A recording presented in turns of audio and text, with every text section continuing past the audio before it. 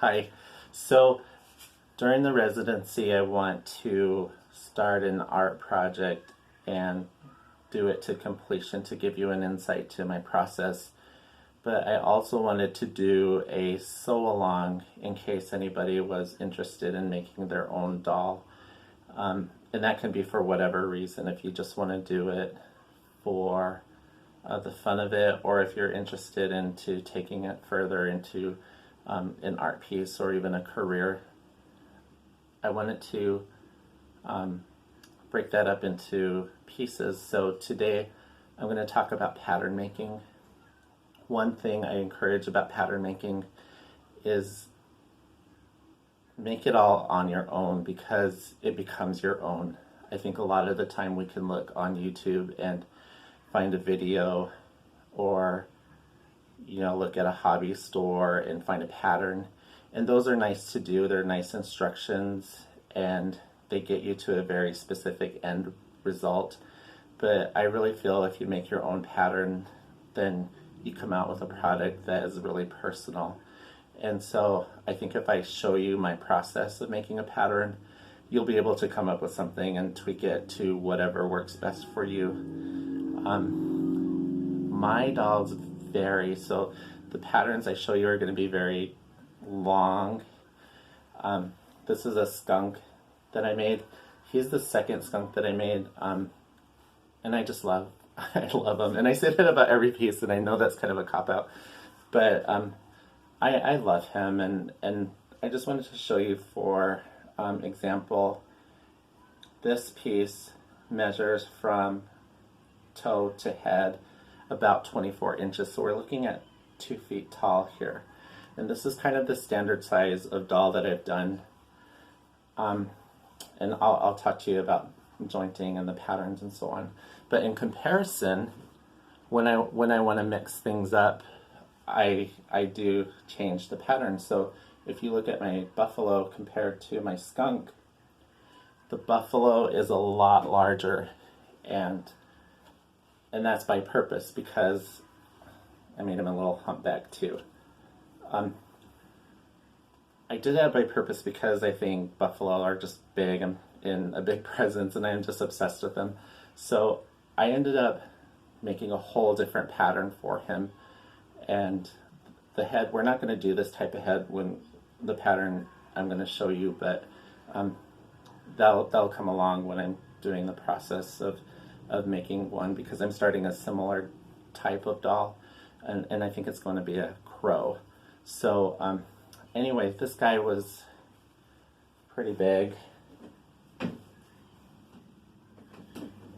and in comparison to this little coyote that I started, we have about 24 inches versus 14 inches. The little coyote I did just because I think he's really cute, and I made him these little lopsided ears. He's going to be a project that I'm going to hopefully finish this month. But I just wanted to simplify things. We're not going to think about the head right now. We're just going to think about the body. And the thing about the pattern is his arm is basically just exactly the shape that it looks like. So that would end up being a shape like this. And I do patterns on cereal boxes. They're a lot like tagboard, a little bit stronger, and they're always available because my kids just eat about a box a day. So that's just comparison of the dolls that I do with the art type of dolls. I have this doll here. This doll is very similar to the Deer Woman doll that I did, and the doll with the cherry blossoms embroidered on her face. And I just wanted to show you kind of how simple I wanted to make it, because, and the lighting isn't really good here. So for the shape of this arm, it's exactly the shape of the pattern that I created for it. And really, I just wanted to think about how big I wanted the arm, and it shrinks a little bit when you sew it. And so when I did it, I put it together, and I don't like the way the arm falls this short. I would rather have it fall a little bit longer because I like that really elongated look. So that's an easy fix. I will just get another box and I'll retrace this pattern and maybe elongate it so it fits the length I want. And it's not a total loss because this arm that I'm going to take off, I'll just save it for another project because I know eventually things will come around and I have doll parts everywhere. And then, so this is very similar to the pattern that I do want to show you when we make it. And these are jointed by buttons. So this piece gets a button and a string and it goes through and back and I tie it. So this piece holds this piece and that gives your doll a joint. If you're wondering why there's a button on her chest, is because this piece goes up into the head and I just covered it and that gives the head a joint. Same for the legs. I did an extra piece so she can have a knee. If you don't want to do that, you can just do an elongated piece. So that's as simple as I want to make it.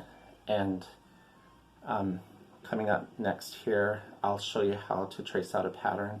And just keep in mind, my dolls are super long. She's going to be about 2 feet tall as well. So if that's not realistic for you, and maybe 14 inches is good for you, that may be more realistic.